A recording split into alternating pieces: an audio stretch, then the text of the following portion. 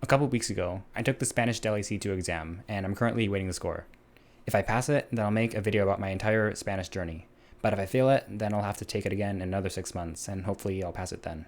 Taking the hardest Spanish exam for non-native speakers got me thinking about how I've polished this language over the past couple years. This video will consist of methods and principles that you can use to go from C1 to C2 and beyond to a near native level. Pop culture and news stories with ChatGPT. Native speakers know important country events and popular culture by heart, and it's often the subject of many conversations. For example, my generation, which is Generation Z, might casually bring up things like Harambe, Gamer Girl Bathwater, and Morbius. Current and past events of America could also come up, and if you're not a native English speaker, or not even Gen Z, then you'll be out of the loop on these topics. If you want to truly connect with native speakers around your age, then getting references and making references is essential. ChatGPT, or any other popular AI nowadays, is perfect for learning important events and popular culture of the country of your target language. A great prompt template is, what are the most significant pop culture events and news stories of year in country? Speak in language. For example, here's it summarizing America in 2012. Here's it summarizing Spain in the 1920s in Spanish. Here's it summarizing China in 2015 in Chinese. This prompt template will be in the description, so feel free to copy it and use it.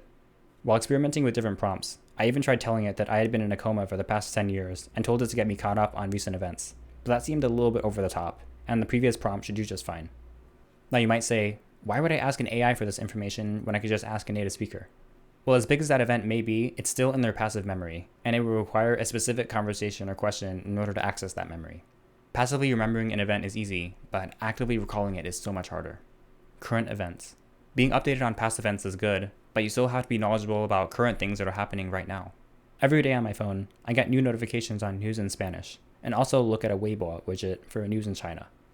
I suggest constantly looking at news of the things that are happening in the country of your target language. But that doesn't mean that you only have to look at news articles. There are always popular YouTube channels that talk about current events and pop culture. The more content, and the more recent, the better. Geoguessr seterra. I made a YouTube short on this in the past, but the point is that knowing basic geography of the country in your target language is essential. Native speakers might bring up what region they're from, or how long it takes to get from one region to another region. You need to be able to mentally visualize where a region is and what its size is as well. One of the best sites for learning geography is geoguessr.com/seterra, where you can practice countries and regions. I suggest starting out learning the regions of a country with PIN, and once you master that, do PIN hard. It's important to fill in any gaps of your memory, so make sure that you can do type as well. Langpractice. Also, having made a short about this topic, numbers seem to be one of the hardest domains to master. This website, langpractice.com, outputs audio of a random number, and you have to type it. There's many different options, and is offered in many popular languages. 39, 63, 4, 24, 8, If you're at an intermediate or advanced level, I still recommend using this site. Not being good at numbers is the reason why they go in one ear and out the other when listening to something. Just try it. It's a lot harder than it looks. Random number generator. Hearing a number and knowing the quantity is a good skill, but it's still a two-way street. You should also be able to see the quantity of a number and then say it out loud. 13 78 34 92 This even extends to fractions and decimals. Numbers and math are a domain as well, and takes a lot of time to master. Amazon and store product descriptions. I made a video on this topic in the past, but to summarize, you go to Amazon, change the language to your target language, and read product descriptions. Doing this technique, I came across the words for dump truck and drill bit in Spanish, words that I never ever would have come across watching a TV show or reading a news article. Once you read one topic, you click on another random product and then try to get yourself in a rabbit hole on purpose. Since this rabbit hole will be different every time, you will learn a wide variety of words. I wouldn't recommend using this strategy logged into your Amazon account. I mean, you could, but then it would probably recommend you products that you're not interested in. To ensure privacy, browse a site logged out of your Amazon account, and even using a VPN to be safe. Additionally, you could use the Tor browser, which is about as private as it gets. Useless words. Whatever your reading material is, you're bound to come across a word that you don't even know in your native language. However, you should still learn that word because, after all, you learn new words in your native language as well.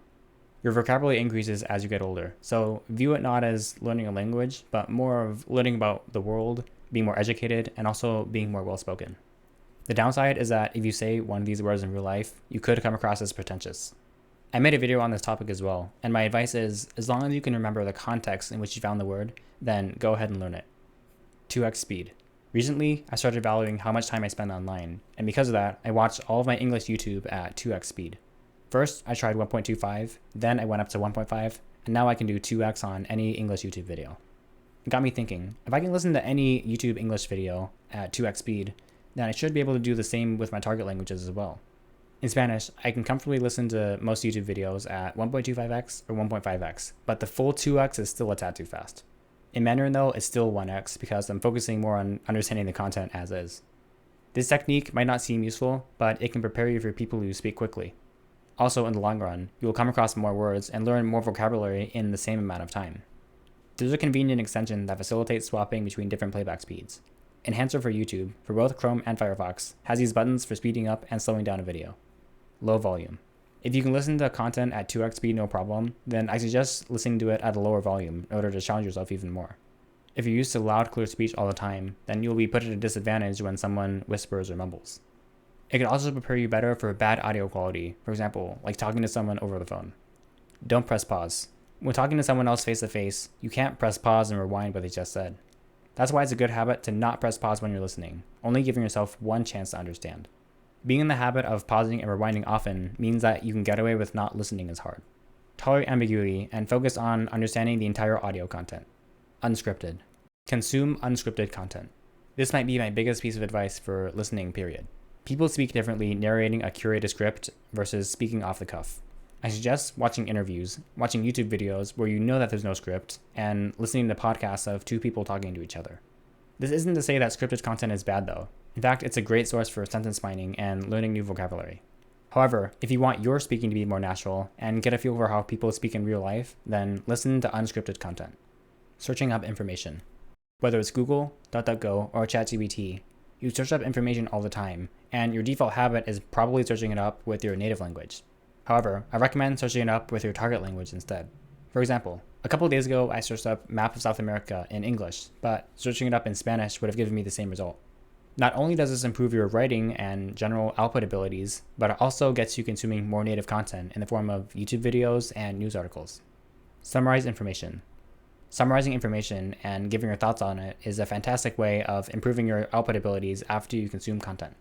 Watch an episode of a TV show, watch a YouTube video, or read a news article. Then, write or speak a paragraph summarizing that content and giving your thoughts on it as well. Through this method, it's possible to improve your output abilities without even talking to native speakers. Additionally, it's important to do this technique on multiple subjects in order to be more well-rounded. For example, I watched an informative YouTube video and summarized the content on Langpractice.com, a website where native speakers correct your writing entries. I've also recorded myself summarizing content, and then later I would listen to it and try to see where it went wrong. Native speakers can also listen to these recordings and give corrections on specific subreddits on Reddit and popular language Discord servers. Accent. When speaking a foreign language, the very first thing that people notice isn't your vocabulary or grammar, but it's your accent. That's why you should treat it seriously and put significant effort into improving it. Look at my interview with Ben, for example. His Spanish accent got so good that even native speakers were fooled. Even if you don't get a native-like accent, fixing your most egregious mistakes and putting effort into improving it means that native speakers will subconsciously treat you better for your language abilities. Body gestures. Hand movements, head nods, and subtle gestures like that are things that we all do all the time, whether we know it or not. When watching video content, pay attention to these small gestures in order to use them when you speak. If I recall correctly, there's a World War II movie where there's an English spy who is faking being German, and when ordering drinks, he gestures the number 3 incorrectly, and that gives him away. Supposedly in Germany, gesturing the number 3 is like this, not like this. It's the little things that pay off, and paying attention to them makes a big difference. Even the way that you walk may be different based on your region. Additionally, the way that people dress differs from place to place, so if you're trying to completely integrate into a country, then buy local clothing in order to blend in better. Long story short, copy native speakers. Conclusion. To reach C2 and eventually get to a near native level, you have to consistently ask yourself this question. What can a native speaker do that I can't do? Further specifying, ask yourself these questions. What do I not understand? What can I not write or speak about? And what gives me away as a non-native speaker? Keep asking yourself these questions to ensure that you're actually mastering a domain and constantly improving. Languages are a lifelong endeavor, and there's always more to study. You learn a language once, but you study it forever. There was a fantastic video from Veritasium that investigated experts at different skills. A significant takeaway I got from that video was, if you're not actively challenging yourself, then you're not improving. If you can listen to a podcast at 1.5x speed, then try 2x speed. If you can do 2x speed, then try lowering the volume. If you can do that, then try it without pausing. Never rest on your laurels, and always look for new ways to improve. That's it for this video. Like it if you liked it, and tell me in the comments if you disliked it. I don't necessarily respond to all the comments, but I do read all of them. Tell me what methods that you use to polish your target language in the comments below as well. See you in the next video.